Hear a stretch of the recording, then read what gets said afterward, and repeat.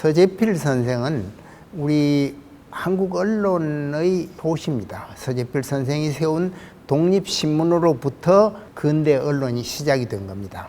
그전에도 한성순보라는 신문은 정부에서 발행했지만 민간신문으로서 최초이고, 단순히 언론인만이 아니고 개화운동가, 혁명가, 또 미국에서의 의사, 그리고 군인으로서도 복무를 했던 이런 분입니다. 그래서 역사의 경랑이 거세게 몰아치던 한 세기 전에 세계화를 먼저 제창하고 또 자신이 이를 실천한 선각자였습니다. 갑신정변을 일으킨 주역의 하나였고, 한국인으로 최초의 미국 의사 자격을 획득한 전문직 지식인이었고, 이 땅의 첫 민간신문을 창간해서 국민을 계명의 길로 이끌려 했던 언론인이자 개화운동가였습니다. 1864년에 태어나서 서울에서 공부를 하다가 과거에 급제를 했습니다. 1883년 5월에는 일본으로 건너가서 경흥의숙, 즉 게이오 대학인데, 거기서 일본어를 배운 뒤에 도야마 육군 학교에 들어가서 군사 훈련을 받았습니다. 한성순보에도 그에 관한 기사가 나오는데 언제나 서재필 이름이 제일 먼저 나옵니다. 그리고 이것은 일본의 유명한 그 군인이자 정치가였던 야마가다 아리토모가 보낸 육군, 그 당시에 육군 대신택인데, 거기도 보면은 서재필 외에 13명의 조선인이 호산학교에서 군사훈련을 받게 된다. 그래서 서재필만이 나중에 장교 계급을 받습니다. 훈련받은 13명 가운데. 이 사진은 조계사 앞에 있는 갑신정변을 일으켰던 그 우정국 건물입니다. 갑신정변은 곧 실패로 돌아가고, 여기 있는 분들이 일본의 망명을 갔던 그 주역들인데, 박영효 맨 왼쪽에 있는 분이고, 그 다음에 서광범, 그리고 서재필, 키가 원래 큽니다. 서재필은. 그 다음에 김옥균, 이분들이 이제 일본에서 찍은 사진입니다. 아주 그 혁명가들의 모습이죠. 일본에서도 견디기 어려우니까 미국으로 갔습니다. 그러나 이제 미국이라는 나라는 완전히 낯선 땅입니다. 지금의 미국과 우리나라하고 관계하고도 또 다릅니다. 이것은 우리가 역경에 처했을 때 좌절하지 않고 그야말로 자기의 길을 스스로 개척하는 그러한 그 인품을 알 수가 있습니다. 나중에 이제 결혼을 하게 되는 연인 관계였던 부인과 자전거 타는 그러한 모습입니다. 자기 장인이 유명한 분입니다. 그 남북전쟁 당시에 시카고에서 우편국의 부국장을 지내면서 철도 우편 제도를 창시한 사람이고, 또 15대 대통령 부캐넌의 고종 사촌이었습니다. 지금 왼쪽에 있는 사진은 그 부인과 딸입니다. 뮤리엘이라는 딸이죠. 낯선 땅 미국에서 그 자기의 앞길을 개척해 나갑니다. 그런 점에서 보더라도 서재필이라는 인물은 그 역경에서도 자기 길을 개척하는 걸 볼 수가 있고, 워싱턴에 있는 시에 있는 콜럼비안 의과대학입니다. 거기에 진학해가지고 의사 면허를 받았습니다. 우리나라 최초의 미국 의사입니다. 이 사진은 콜럼비안 의과대학 졸업 사진인데, 뒷줄 왼쪽에서 세 번째 있는 분이 서재필입니다. 아주 참 모습도 헌출하고 뛰어난 분입니다. 갑신정변을 일으킨 때로부터 10년이 지난 뒤인 94년에는 갑오경장이 일어나면서 망명을 갔던 서재필에게 이제 사면령이 내리고, 1895년 12월 26일에 추운 때죠. 인천에 도착해서, 그때는 비행기가 없으니까 거기서 이제 서울로 옵니다. 1월 초에 서울에 도착했습니다. 한성신보입니다. 거기에 서재필이 귀국했다는 기사가 실렸습니다. 인천에 돌아왔다는 사실을 이렇게 이제 그 한성신보가 일본말로 된 신문이 보도를 했을 그런 정도입니다. 이제 서울에 와서는 뛰어난 인재를 우리 정부에서 농상공부 임시고문관으로 임명을 했습니다. 농상공부 대신이 말하기를 중추원 의관과 협의해서 중추원 고문을 겸하게 했다. 중추원이라는 건 지금 말하면 국회의 전신입니다. 뭐 지금 같은 국회는 아니지만은 거기에 이제 고문관이 됐습니다. 이렇게 해서 이제 서재필은 우리 정부의 개혁에도 직접 참여를 하게 되고 서재필의 모습입니다. 아주 인물도 잘생기고 머리도 명민한, 그리고 이제 역경에 굴하지 않는 이러한 그 인품을 지닌 훌륭한 분입니다. 자, 이제 서울에 도착한 지 한 3개월 조금 넘은 때에 독립신문을 창간하게 됩니다. 신문이 개혁의 가장 중요한 매체다.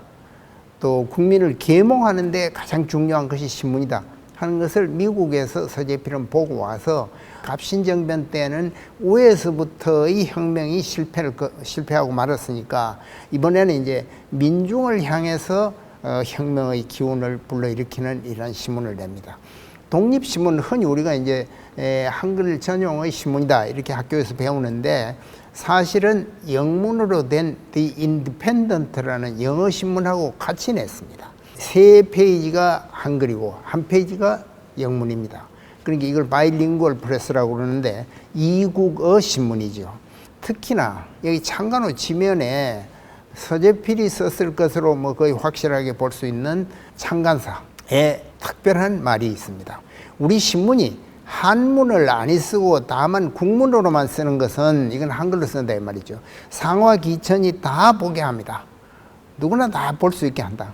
또 국문을 이렇게 귀절을 띄어 쓴다. 근데 옛날에는 띄어쓰기가 없었어요. 근데 띄어쓰기를 하겠다. 한글 전용과 동시에 이렇게 함으로써 알기 쉽게 하는 거다.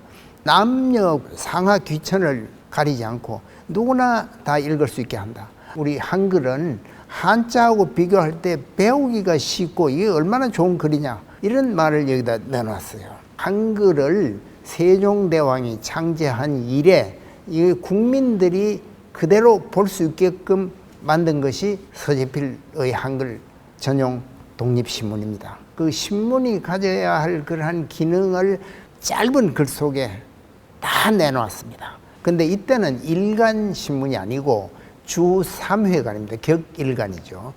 일요일 빼고 6일 동안에 격일간으로 나왔습니다. 처음에는 격일간이었는데 나중에 1898년 5월에 서재필이 미국으로 돌아간 뒤에 일간으로 바뀌었습니다. 서재필은 그 밖에 이제 정부에서 하는 일을 백성에게 전하고 백성의 정세를 정부에 전한다. 이게 민주주의 정신이지요. 상호 이해를 돈독하게 함으로써 이 신문이 나라의 발전에 기여하는 것이다. 아주 쉬운 말로 이렇게 설파를 했어요. 그리고 부패 무능한 관리들은 그냥 가차없이 과감하게 폭로하겠다.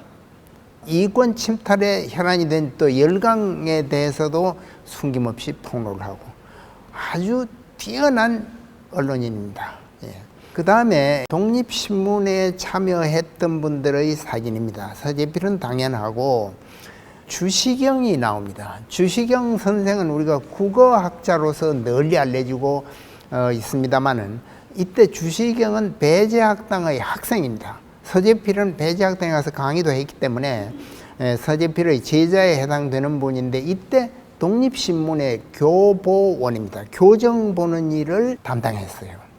그러다 보니까 한글 연구에 이제 전념을 하게 되고 독립신문으로 인해서 주시경의 한글 연구가 시작됐다. 그리고 이제 서재필이 1802년 뒤에 미국으로 돌아간 뒤에는 윤치호가 잠시 이걸 맡기도 하고 또 미국 선교사 아펜젤라가 또 이 신문을 또 좀 맡게 됩니다. 아펜젤라는 이제 특히 영문판에도 아마 관계를 했을 걸로 짐작이 됩니다. 이분들이 이제 독립신문의 그 주역들이고, 자, 이거는요, 주시경이 배제학당 학생으로서 그 독립신문에 기고를 했어요. 한글에 관한 기고를 했습니다. 그래서 이게 뭐냐면 배제학당 학원 학생이죠.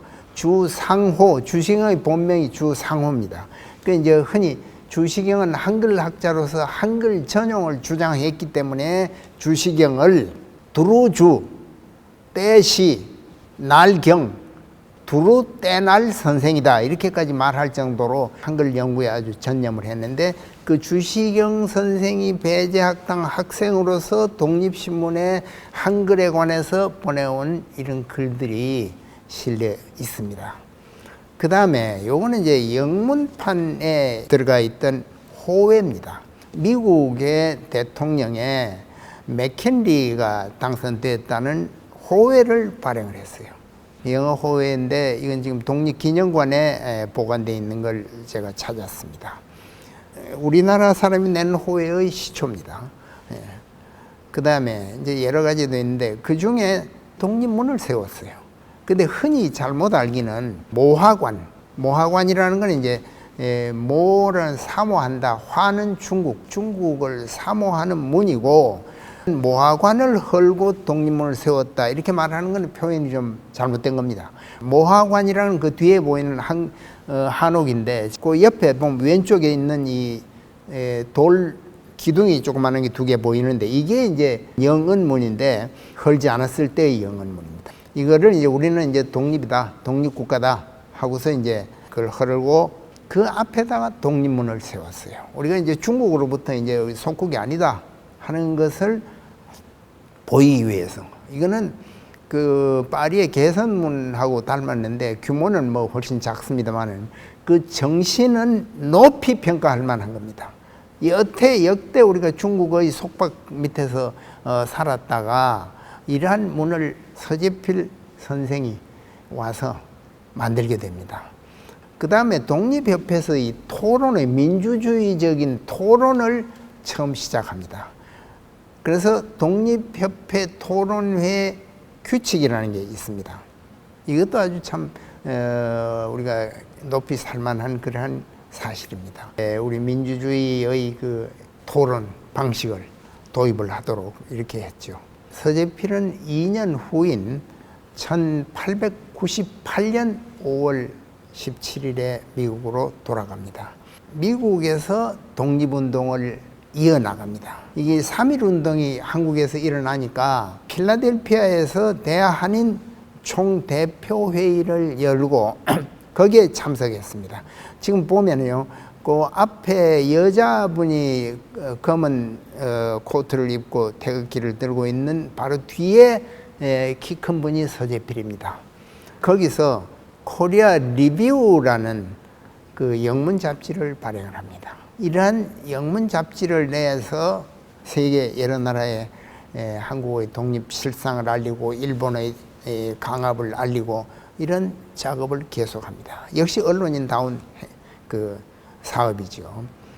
또 워싱턴에서 이제 제자였던 이승만은 1904년에 미국으로 가서 이제 거기서부터 이제 서재필과 같이 이런 독립운동에 같이 참여를 합니다. 이런 식으로 독립운동을 미국에 있으면서도 계속하고 상해 임시정부의 구미위원회 고문 자격을 가지고 1925년에는 하와이에서 열리는 또 범태평양 회의에도 참석을 했습니다. 역시 사람들 가운데 키가 훌쩍 큽니다. 흰 메고 모자를 쓰고 있는 분이고 그 뒤에 이제 여기는 안창호 선생하고 둘이 찍었습니다. 안창호 선생은 우리가 알다시피 흥사단을 창립을 해서 우리 독립운동을 꾸준히 했던 그런 분이죠. 옆에는 이제 하와이 호놀룰루 스타 불리텐이라고 서재필이 왔다는 기사가 또 실리기도 하고 이랬습니다. 그리고 이제 그때 찍은 사진이 역시 가운데 왼쪽에서 세 번째 키 큰 분이고 맨 오른쪽에 있는 분은 동아일보 사장 송진우입니다. 이렇게 이제 이건 다 하와이에서 찍은 사진이죠. 꾸준히 자기 생업에 종사하면서 의사로서 활동을 하면서도 이렇게 이제 독립운동에 그대로 열심히 하고 있습니다.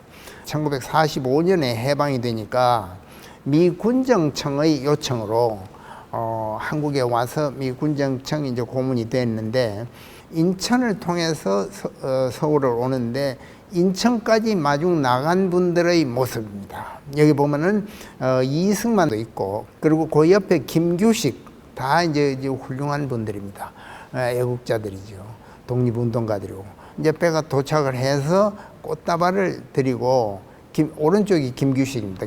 조금 작아 보이는 분이 가운데가 이제 그 딸 대동을 하고 왔죠. 그 차 안에서 왼쪽에 김규식, 서재필, 오른쪽이 여운형입니다. 이분들이 다 같이 그 오랜 독립운동가였던 서재필 선생을 맞이하는 장면입니다. 그리고 이제 이것도 이제 서재필을 그 필라델피아에 찾아가서 이제 한국으로 초청을 했던 때에 자기가 발행했던 독립신문을 보여주고 있는 장면입니다. 자, 이제 그래서 서재필 입경이라는 기사가 나오고 자기가 건립에 주도했던 독립문에서 독립문 건립 50주년 기념 행사에 참석을 하고 지금은 그 독립문이 서대문 내거리에 있던 게 조금 옮겨서 서대문 그 공원 쪽으로 좀 다시 옮겼죠. 그러나 이제 이거는 그 당시에 원래 세워놨던 그 자리입니다. 자, 이렇게 해서 미 군정청 간부들하고도 교류를 하고 그 다음에 이제 이것도 역시 미 군정 하지 중장과 사진 찍은 거고 백병원을 설립한 백인재 박사의 자택에서 찍은 사진입니다. 의사니까. 맨 그 앞줄 왼쪽이 백인재고 앞줄 왼쪽에서 두 번째가 이광수입니다. 소설가이자 역시 언론인이었던 이광수. 그리고 가운데 있는 딸 뮤리 여자 바로 뒤에 있는 분이 주요한입니다. 역시 언론인이고 시인이고 또 정치가이기도 한 그런 분들입니다. 자, 이게 이제 이승만 대통령 내외하고 아직은 대통령이 아닙니다. 딸과 서재필 박사가 찍은 사진입니다. 이렇게 와서 이제 여러 가지 활동을 하고 이제 송별을 받고서 이제 미국으로 다시 돌아갑니다. 돌아가면서 한국의 둘로 갈라진 한국을 보면서 안타까워하는데, 자, 이거는 미국에 가 있는 때에 이승만 대통령이 보낸 편지, 왼쪽 거, 오른쪽은 신익희 국회의장이 보낸 편지입니다. 자, 이렇게 해서 이제 일생을 독립과 언론과 많은 분야에서 우리 개화를 주도하던 서재필 박사가 이제 1951년 1월 4일에 미국에서 돌아가셨습니다. 그리고 이제 이거는 독립기념관에 세워져 있는 어록비입니다. 서재필이 말씀하신 그 어록비가 있는데 조선 동포에게 구하기를 합하면 살 테고 나누면 조선이 없어질 것이다. 조선이 없어지면 남쪽 사람이나 북쪽 사람이나 다 없어지는 것이니 모두 살도리를 하라 하는 게 그분의 마지막 당부였습니다.